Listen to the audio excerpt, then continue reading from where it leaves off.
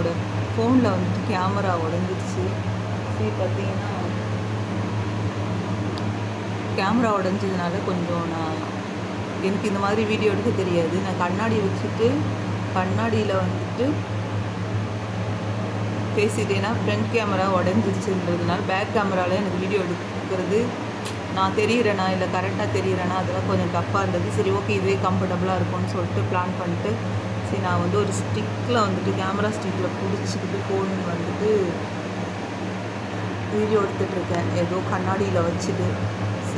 என்ன சொல்ல வரேன்னு தயவு செஞ்சு புரிஞ்சுக்கோங்க.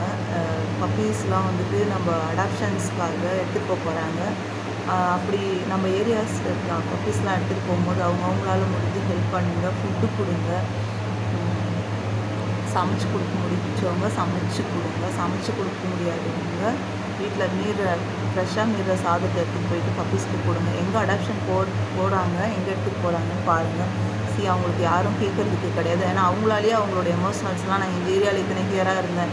இப்போ நம்ம ஒரு ஏரியாவில் இருக்கோம், அந்த ஏரியாவில் இருந்து நம்மளை வந்து போசனாக நம்ம வந்து போராட்டம் நடத்துவோம், இல்லைனா வந்து பேசுவோம், நம்ம ஏதோ ஒன்று கேட்போம். ஆனால் அவங்களால வந்து ஒன்றுமே பண்ண முடியாது, அவங்க எமோஷனல்ஸை ஷேர் பண்ண முடியாது, அவங்க என்னமே பண்ண முடியாது. அவங்கள கூப்பிட்டு போய் ஒரு இடத்துல வச்சு ஏன்னா இதுதான் நம்ம பிளேஸ், இங்கே தான் நம்ம இருப்போம்னு இருக்கோம். அப்புறம் இப்போ எத்தனை பப்பீஸை ஒன்றா போட போகிறாங்க அதெல்லாம் நிறைய திங்க் பண்ணாலே ஆல்மோஸ்ட் நியூஸ் கேட்டதுலேருந்தே இன்னும் ஹெட் பெயின் அதிகமாகுது யோசித்தாலே. கொஞ்சம் அவங்கவுங்களால முடிஞ்ச அந்த ஏரியா பப்பீஸ்லாம் பாருங்கள், கொஞ்சம் ஷேர் பண்ணுங்கள் சரிங்களா. தேங்க்யூ ஃபார் வாட்சிங்.